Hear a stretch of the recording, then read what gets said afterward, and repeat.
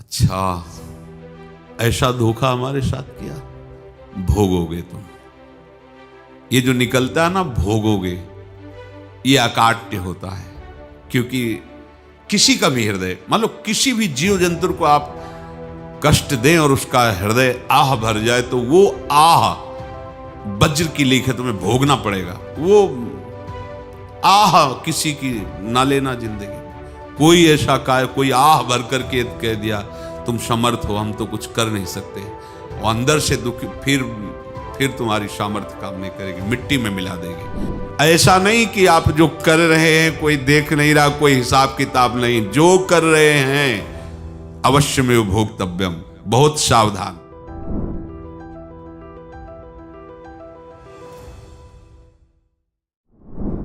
जीव स्वयं नित्य निरंतर कर्मों के जाल को रच रहा है और अपने आप को बांध रहा है। आपको मुक्त होना है, बंधना नहीं है। जीव का जन्म कर्मों के अनुबंध से होता है, कर्मों के बंधन से होता है, और उसको अपना ऋण चुकाना होता है। कर्मानुबंध ये बहुत सूक्ष्म विषय है। जैसे आप जिस परिवार में जन्म लिए हैं, तो उस परिवार के लोगों से आपका ऋण है, इसलिए उसी परिवार में आप आए हैं।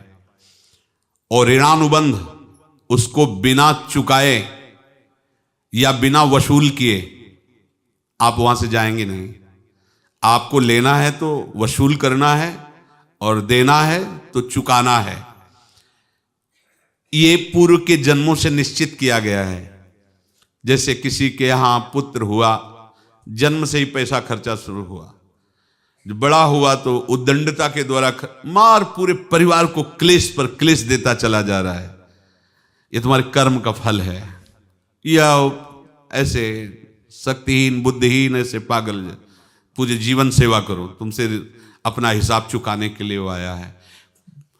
अब परिवार के जो सदस्य जुड़े आके, मतलब पत्नी आते ही पूरी हृदय में आनंद, परिवार में आनंद, और जीवन भर वो आनंद ही सुख देने के लिए उसका जन्म हुआ। वो अपना ऋणानुबंध मुक्त, और आते ही भयंकर क्लेश खड़ा कर दिया, बीच में दीवाल और झगड़ा वैसा, फिर अतरे दिन मारपीट शुरू, कलह अशांति, पूरा जीवन नरक हिसाब करने आए।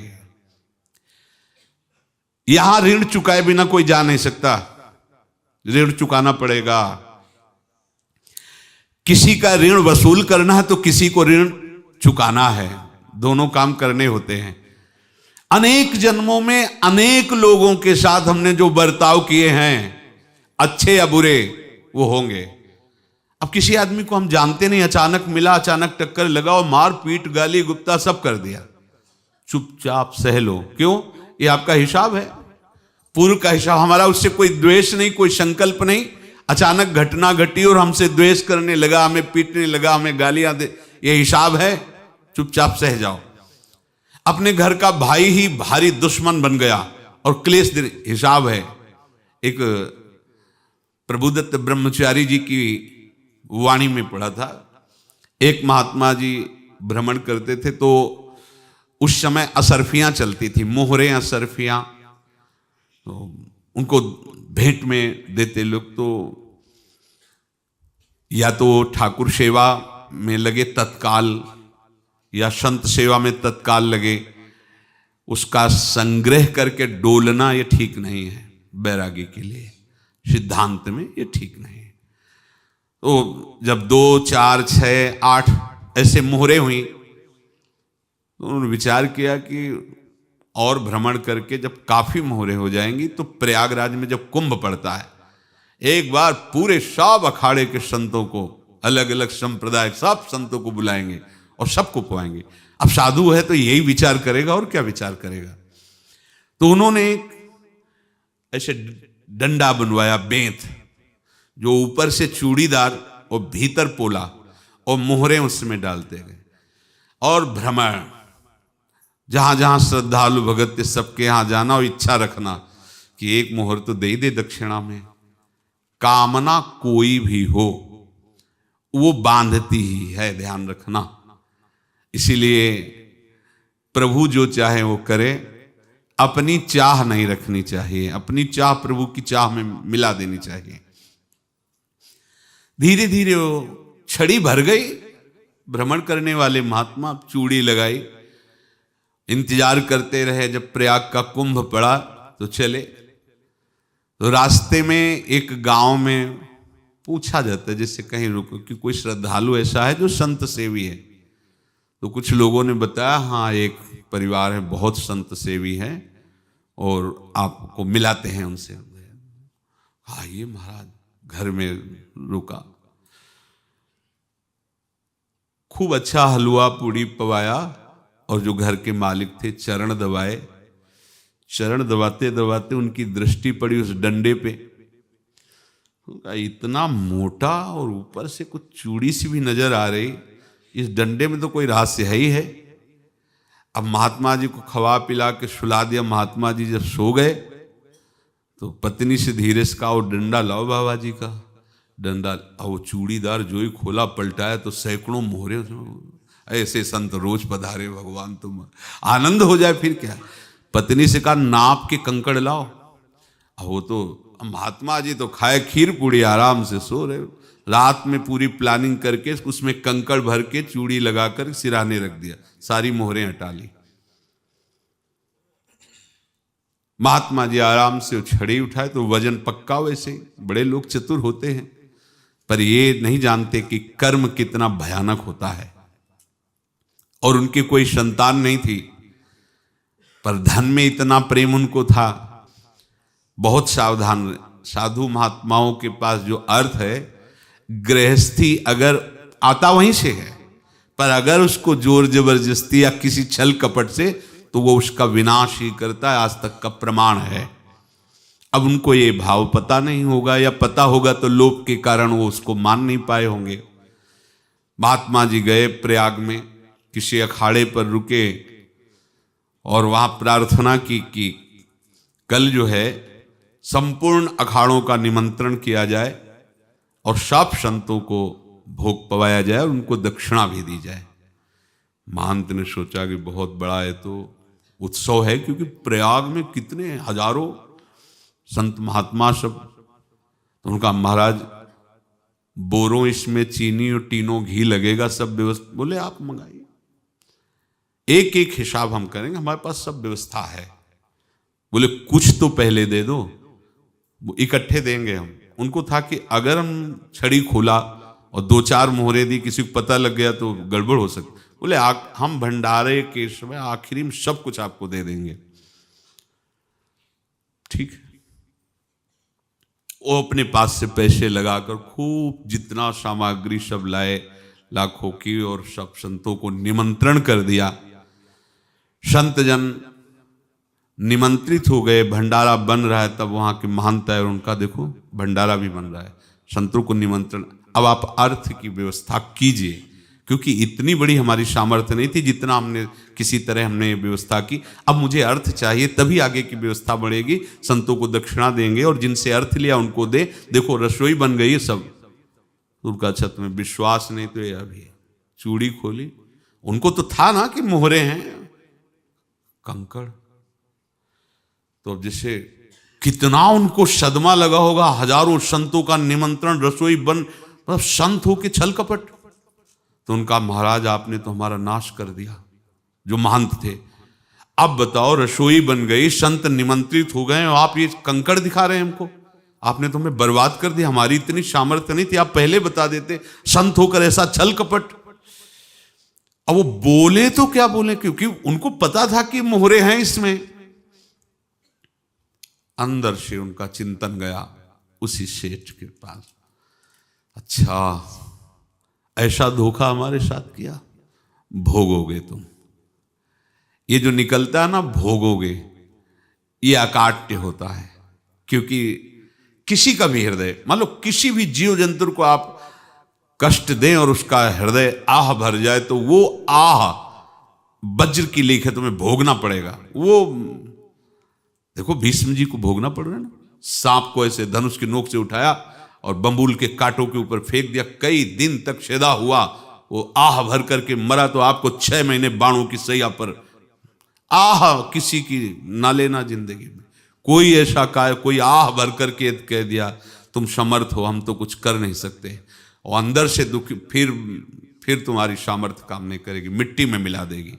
फिर ये तो संत थे और भगवत आराधना के लिए, संत आराधना के लिए ही ऐसा किए हुए थे। अब इनका कैसे मुंह दिखाएं, अब क्या करें। सुबह संत जन आएंगे, सबके बीच में हमारी कि देखो इन्होंने, अब क्या करें। गए और संगम में जाके छलांग लगाई, अपने प्राण त्याग दिए। अब उनके तो पास मोहरे थी और व्यापार बढ़ा, और 9-10 महीने बाद ही लड़का हुआ। अब तो उनको कि संत फलीभूत हो गया, देखो व्यापार चल रहा, लड़का नहीं होता था, लड़का भी हो गया, बड़ा आनंद छा रहा है। जब से वो प्रकट हुए और धन की वृद्धि शुरू हो गई, पढ़ाई लिखाई में उनके खर्चा हुआ सब, बस बीमारी शुरू हो गई उनके शरीर में, अब उसमें पैसा जाना शुरू हुआ। इतने आसक्त तो वो दोनों हो गए कि कुछ भी हो, व्यापार ठप, संपत्ति बेचना शुरू। तो उन्होंने कहा कि बेटा मैं क्या कर सकता हूं तुम्हारे लिए। बोले हमारी अंतिम इच्छा है प्रयाग चलो, और जितने प्रयाग में संत महात्मा सबको एक बार भंडारा करवाओ, हमारी इच्छा अंतिम है, क्योंकि अंतिम यही इच्छा थी। तो बोले अब ज्यादा संपत्ति तो नहीं रह गई, तो बोले घर बेच दो, मेरे लिए ही तो है, बेच दो, मुझे लगता मैं बचूंगा नहीं, पर मेरी अंतिम इच्छा पूर्ण कर दो। घर बेच दिया, जेवर बेच दी। वहां गए, जब संत सेवा की तो बोले मुझे संगम तक ले चलो। संगम तक ले गए और बोले समझे तुम चुराए थे और हमने उसको छीना है, कुछ नहीं रह गया तेरे पास कुछ, अब केवल ममता और आसक्ति में जलकर मर और नरक प्राप्त कर। मैं वही महात्मा हूं जिसकी तूने मोहरे ली थी, शरीर छोड़ दिया। महात्मा को जन्म लेना पड़ा और इनको दुर्गति भोगनी पड़ी। ऋणानुबंध होश में, ऐसा नहीं कि आप जो कर रहे हैं कोई देख नहीं रहा, कोई हिसाब किताब नहीं, जो कर रहे हैं अवश्य में भोक्तव्यम, बहुत सावधान। अनेक जन्मों में अनेक लोगों से जो कुछ लिया दिया है, इस लेने देने को मिटा देने के बाद ही तुम मुक्त हो गए। इसीलिए एक उपाय है, लेना न देना मगन रहना। क्या? मालिक को समर्पित हो जाओ, मालिक को अपना माना हुआ समर्पित कर दो, खत्म। अहम त्वाम स्वरूपापेभ्यो मोक्षयिष्यामि, सब खत्म, आगे पीछे लेना देना सब खत्म। एकादश स्कंद में भगवान श्री कृष्णचंद्र जी ने कहा जो मेरे चरणों का आश्रय लेकर भक्त मेरा भक्ति करता है, उसके पितृ ऋण, मातृ ऋण, देव ऋण, ऋषि ऋण, सब ऋणों से मैं मुक्त कर देता हूं। बस यही एक उपाय है जो इसके बंद करने का उपाय भक्तों के लिए है, वो यही है, भगवान की शरण में होकर अपना माना हुआ पूरा भगवान के अर्पित कर दो। अर्पित करने का तात्पर्य उसमें अहम हटा दो। तो दियम वस्तु गोविंदम तुभ्यमेव समर्पये। जिनसे तुमने सेवा करवाई है उनकी सेवा करनी पड़ेगी, जिनसे तुमने जो कुछ लिया है उनको देना पड़ेगा। ये लेने देने का व्यापार जब तक समाप्त नहीं होगा तब तक तुम्हारा जन्म मरण चलता रहेगा। अब आपको यहां समझना है, यदि आपसे किसी ने पैसे लिए बेईमानी करके नहीं दे रहा है तो आप उसको गाली मत दीजिए, आपने बेईमानी की थी इसलिए आपकी बेईमानी हुई है, ले गया, कोई बात नहीं है, बंधन से मुक्त हुए, जो बोझा था चला गया। उसको ऐसा ना देखे कि ये बेईमान हमारे रुपए मार लिए, अब जो कुछ होगा देखेंगे। अगर आप आगे नया कुछ करते हैं तो फिर आगे का हिसाब आपको भोगना पड़ेगा, ध्यान रखना। ऐसा नहीं है कि आपको भोगना नहीं पड़ेगा। एक ही उपाय है कि अब जो शरीर धारण किए इसी में जो भोग ले, आगे ना होना चाहिए। तो क्या करे? सर्वतो भावेन भगवान की शरण ले ले। ये तो सर्वाणि कर्माणि मयि सन्न्यस्य मत्पराः अनन्येनैव योगेन माम ध्यायन्तु उपासते तेषामहं समुद्धर्ता मृत्यु संसार से। ये बड़ा कठिन है पार होना, कोई छोटी मोटी बात है। एक महात्मा बाल्यावस्था से भजन करते थे, शालिग्राम भगवान पास रखते थे और उन्हीं की आराधना करके बस पाठ नाम जप और भ्रमण करते थे।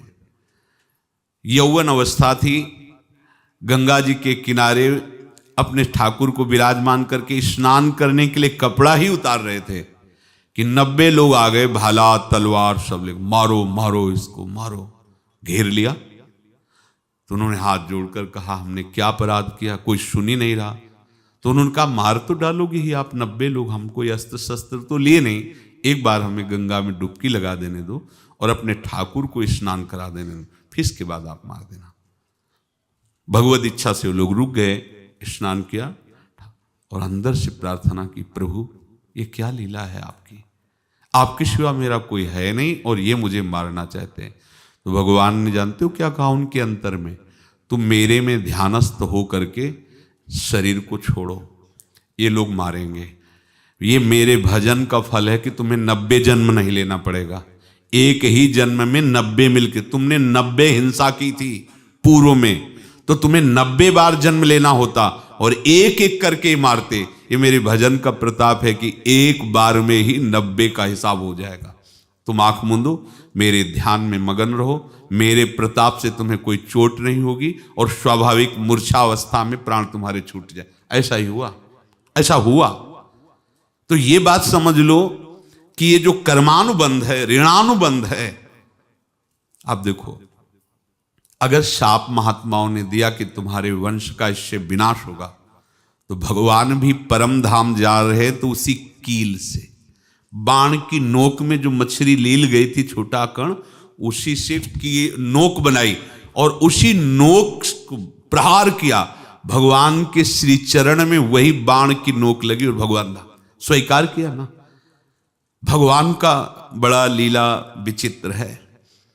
अगर छुप करके उधर रामावतार में बात, तो इधर ऐसे स्वीकार किया है भगवान ने। ऐसा कहीं नहीं दिखाया कि मैं भगवान हूं तो मैं अपने लिए, ऐसा नहीं दिखाया। नारद जी का हित किया पर नारद जी ने शाप दिया तो भगवान ने स्वीकार किया। बंदरों ने ही सहायता की, जैसा बोले थे वैसा। ये लीला इस शरीर में भोगनी पड़ेगी। हाँ, ज्यादा को कम में भुगता देंगे, पर अब अगला शरीर ना मिले, इसके लिए सर्वतो भावेन भगवान के आश्रित हो जाए। जैसे आपने दुकान फैला रखी है तो उसमें दो काम होते हैं, लेना और देना। किसी को उधार दिया है तो हमें उससे लेना है, और कोई नगद देकर सामान ले रहा है तो उसे सामान देना है, या उधार लिया है तो हमें उधार देना है। अब अगर दुकान बंद करनी है तो तुम्हें देने वालों पर जोर देना है, लेने वालों पर जोर नहीं। लेने वाला तो जाओ हम क्षमा किया, समर्पित किया, हमारा कोई संबंध नहीं, खत्म हो जाए, वो खुशी हो जाएगा। लेकिन देने वाला तुम अगर दुकान भी उठा दोगे तो जहां भी रहोगे तुम्हारे पास वो आएगा, लाइए हमारा। तो देने पर नजर रखिए, जिसका जिसका हिसाब है वो आपके सामने आता जाए, हटाते जाओ। लेने पर नजर मत रखिए और दुकान फौरन उठा दीजिए, नहीं अगर लेते देते रहे तो चलता रहेगा। आगे चलकर कुछ लेना न देना, मगन रहना बस अपने प्रभु के चिंतन में। अब हम कैसे जाने कि किसको क्या देना है, हमें क्या पता? तो हम पूरा हिसाब जिनको पता है उनको दे देते हैं, समझ रहे हो? उनको पता है क्या लेना है क्या देना है, तो इनके पास पहुंच गए या सरकारी हिसाब से सब बराबर कर देंगे। हमको अपनी जिम्मेवारी इनकी चरणों में समर्पित कर देना है, तभी हम जीवन मुक्त होंगे। ये रहस्य की बात है। प्रभु कह रहे हैं, यस्य सर्वे समारंभाः काम संकल्प वर्जिताः ज्ञानाग्नि दग्ध कर्माणं तमाहु पंडितम बुधाः।